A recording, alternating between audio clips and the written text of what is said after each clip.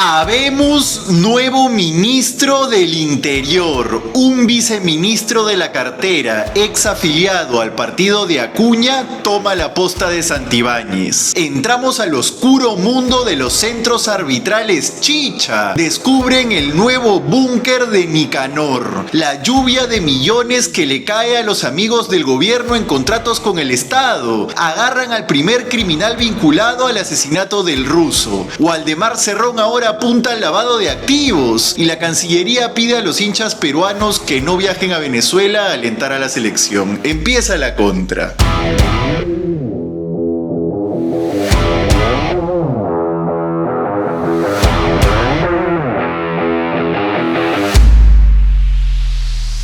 Hola, soy Paolo Benza y esto es La Contra, el resumen de los temas que realmente te importan sin importar a quién le molesten. Se acaba el lunes 24 de marzo y ya tenemos nuevo ministro del Interior. ¿Quién es? Julio Díaz Zulueta, quien venía ejerciendo como viceministro de Seguridad Pública desde enero del año pasado, antes de que Santibáñez asumiera la cartera. Según nuestras fuentes en Palacio, al señor lo aterrizaron en la idea recién esta mañana, pues como les contamos en el último programa, hasta la noche de ayer, el candidato más pintado era Eric Caso Giraldo, el jefe del gabinete de asesores. Pero al final Dina Boluarte prefirió no repetir el perfil de abogado operador político, que es el de Caso Giraldo, muy parecido al de Santibáñez, y optó por el de un policía con experiencia, como Díaz Zulueta. ¿Cuáles son los antecedentes del nuevo ministro? Bien variopintos, debo decir. Hasta el 2023 estaba afiliado a Alianza para el Progreso, el partido de Acuña, con el que intentó ser regidor. En 2021 había intentado postular con el Partido Morado y no lo dejaron, pero lo curioso de su biografía es anterior a eso. El señor ganó un premio a la comisaría del año en 2001 y en 2009 publicó un libro que se llama Relatos de éxito de un comisario, con el sello del Instituto de Defensa Legal, el IDL. Años más tarde pasó a ser jefe de la macrorregión policial de Lambayeque, pero fue retirado en plena pandemia en 2020 porque lo empezaron a investigar por la supuesta compra irregular de mascarillas y alcohol en gel para sus policías. A los pocos meses, y en parte por eso, Sagasti lo incluyó en el grupo de 18 generales que pasó al retiro tras asumir la presidencia. ¿Y saben de dónde lo defendieron con uñas y dientes aquella vez? Del IDL, que tiene una división dedicada a temas de seguridad ciudadana. En un artículo que todavía está publicado en su web, dicen que lo conocen y que les consta su eficiencia y dedicación. De hecho, no es la primera vez que lo elogian. El propio Gustavo Gorriti le ha tirado flores en otros artículos previamente. Así que no se sorprendan si ahora leen sobre el acuñicaviarismo XD. ¿Cuál es su última perla? Que hace un año, en plena crecida de las denuncias por extorsión, el señor dijo que el Perú es, cito, uno de los mejores en seguridad de América Latina. ¿Seguirá pensando lo mismo? Un último dato, ha tenido al menos 3 procesos por alimentos. Vamos ahora sí con las noticias, que arrancamos hoy con una investigación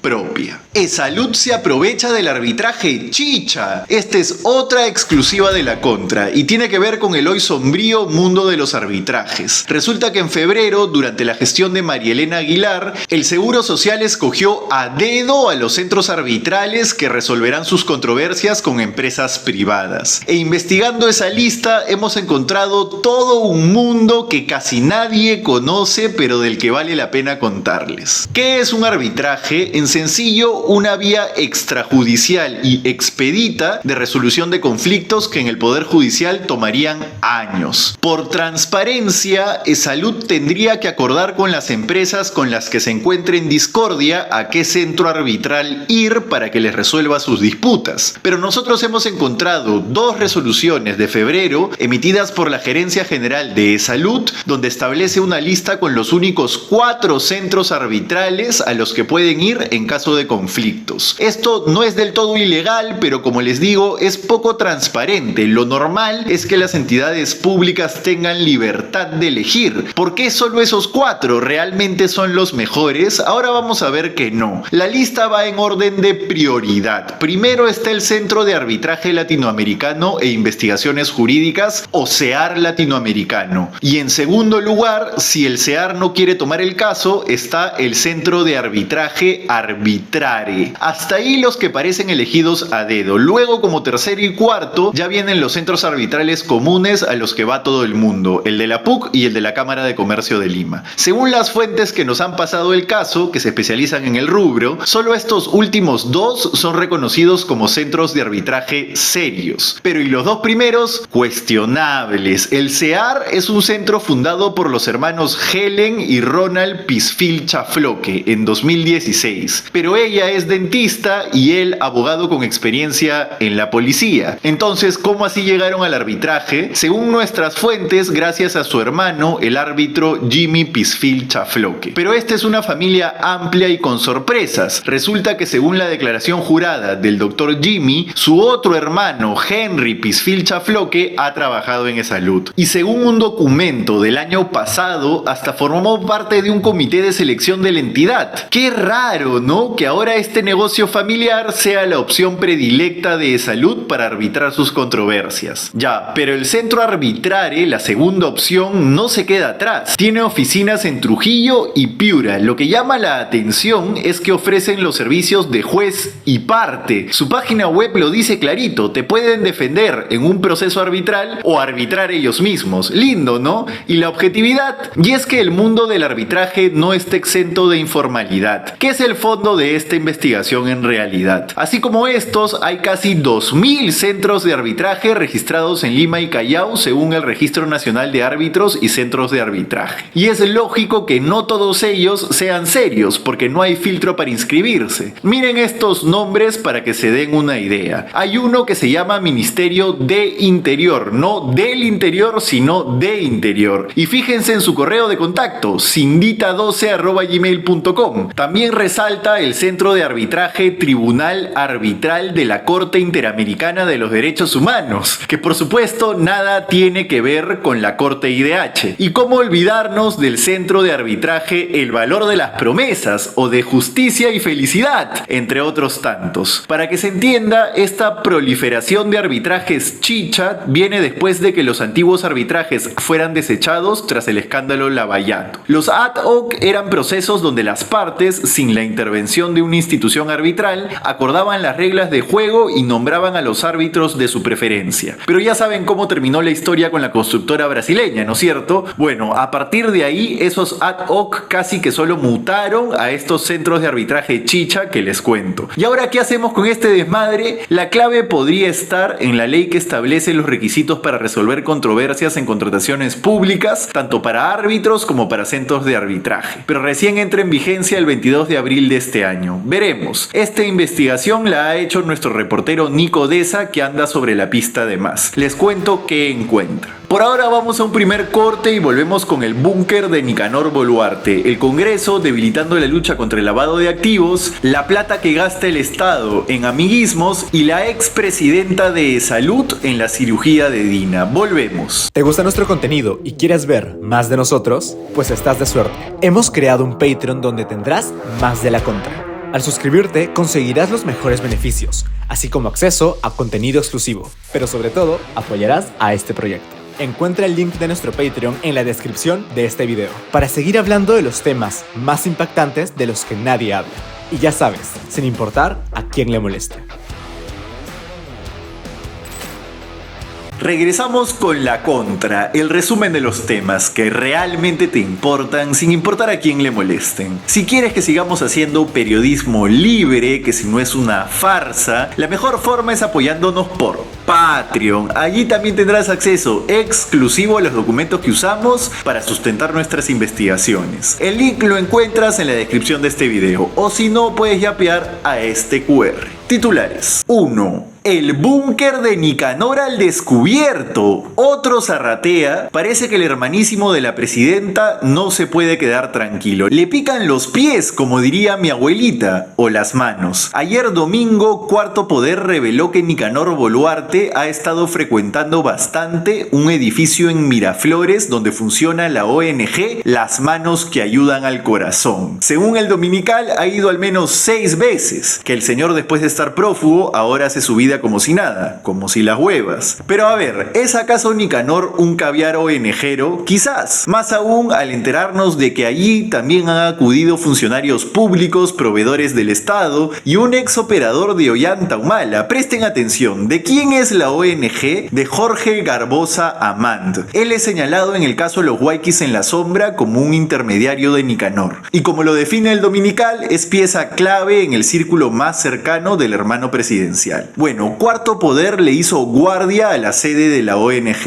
y hay una lista bastante interesante de visitantes. Ahí está, por ejemplo, el gerente general de Cencico, Marco Antonio Revilla, que recuerden que Nicanor trabajó en Cencico. Lo curioso de esa reunión es que Revilla llegó al edificio con un sobre manila cerrado y luego ese mismo sobre apareció en manos de Garbosa. Cuando le preguntaron a Revilla al respecto, dijo que tenía que recordar, de pronto perdió la memoria. Imágenes del mismo día revelan que Garbosa se reunió 5 minutos con Nicanor en la cochera del edificio. El dueño de la ONG también llevaba un sobre manila que, luego del breve encuentro con Boluarte, ya no tenía. Otro personaje que ha sido captado entrando al edificio es el empresario Martín Belaúnde Locio, quien pasó de ser la mano derecha de Ollanta y Nadín a su delator. Y acá otro dato, el diario 1, bajo la gerencia de Belaúnde Locio, ha logrado 100.000 soles en órdenes de servicio del gobierno de Dina Boluarte. Belaúnde Locio dice que va a ese inmueble para juntarse con un sindicalista. ¿Le creemos? También se le vio allí al señor Pablo Espino Babetón, un empresario vinculado a 14 compañías, varias de ellas con contratos estatales. Una firmó un contrato con Corpac por casi 2,5 millones de soles para el suministro de repuestos en aeropuertos. Otro visitador fue José Antonio Urquizo, ex ministro del gobierno de Ollanta y ahora regidor de Ayacucho. Urquizo ha obtenido un contrato como asesor en la Dirección Nacional de Inteligencia y sus hermanos han recibido órdenes de servicio en el IPD, el feudo de los Huayquis, y en el Ministerio de Trabajo. Por último, también fue visto el ex alcalde de La Victoria, George Forsyth, el popular Infratutura, y se han visto vehículos del Ministerio de Defensa y de la Universidad Nacional San Luis Gonzaga de Ica. Según informó la APSI, la ONG Las Manos que Ayudan al Corazón no ha recibido dinero de la cooperación internacional desde el 2020. Además, Garbosa enfrenta un proceso judicial por delito de estafa en Ica y su hijo Jorge Raúl Garbosa Cifuentes ha sido beneficiado con órdenes de servicio en defensa civil. El primer hermano de la nación sigue operando, señores, como si nada pasara. 2. El Congreso ahora quiere debilitar la lucha contra el lavado de activos. ¿De quién es la iniciativa? De Waldemar Cerrón. ¿De quién más? Sino del peor congresista de este parlamento. Bueno, su proyecto de ley ya está en la Comisión de Justicia y propone cambiar las reglas de juego para ser condenado por lavado de activos. Dice que para que te sentencien tendrías que saber del origen ilegal del dinero, cuando la actual ley señala que no es necesario tener ese conocimiento, sino solo presumir del origen cochino de la plata. Y claro, como bien recuerda El Comercio, Waldemar es investigado junto a su hermano, el prófugo Vladimir, por sorpresa, lavado de activos. Hay más cambios en ese proyecto, pero ya se dan una idea de por dónde va la cosa, ¿no? ¿Lo aprobarán? Digo, ya no hay mucha vergüenza como para esperar que no. 3.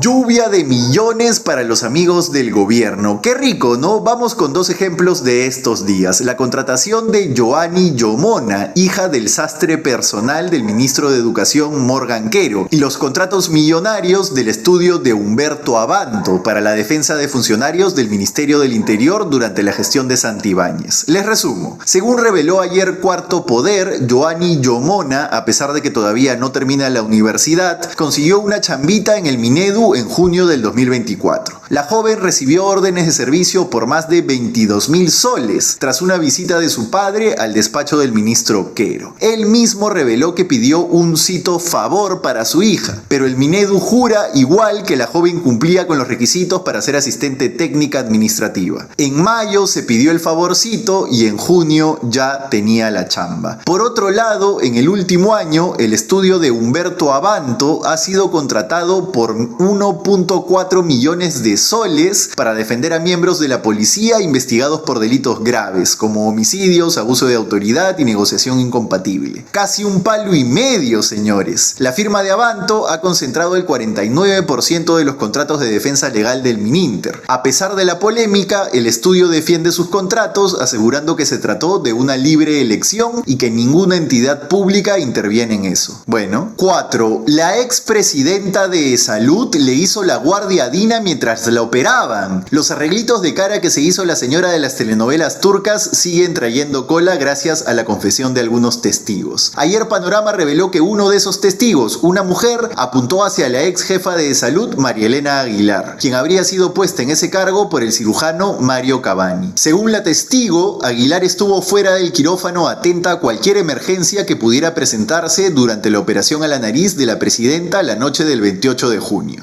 Pero quizás lo más interesante es que conseguir quién opera a la señora fue toda una travesía. Según el testimonio, Dina quiso que la operen en la clínica Sana de San Borja, pero el médico encargado habría concluido que no era necesaria la cirugía de tabique desviado. Dina le habría ordenado a Patricia Muriano que busque otro lugar y así dieron con Cavani, que entre sus milagros tiene a Magali Medina. Y 5, cortita, hoy Rutas de Lima clausuró temporalmente el puente Conchán en la Panamericana Sur. ¿Por qué? La empresa explicó en un comunicado que la estructura se hundió, que desde hace tiempo está en pésimas condiciones y que ha avisado 20 veces a la Municipalidad de Lima para que la repare. Esa cifra no es una exageración, es literal. Rutas de Lima asegura que el puente no es su responsabilidad, según su contrato, sino de la comuna que ahora dirige Rafael López Aliaga. ¿En serio se nos va a caer otro puente por inacción? Porque ya sería el colmo, ¿no? Por ahora vamos a un último corte y regresamos con uno de los presuntos asesinos de Paul Flores detenido y los cuidados que tienes que tener si vas a alentar a Perú. Volvemos. ¿Quieres llegar a más personas? Pues tenemos la solución para ti. Anuncia en La Contra. Ya somos más de 300,000 seguidores en todas nuestras redes y con tu apoyo te haremos llegar a estas audiencias. Somos un espacio que toca los temas que el peruano de a pie realmente necesita, sin filtros y sin censura. Contáctanos o escríbenos. Te esperamos.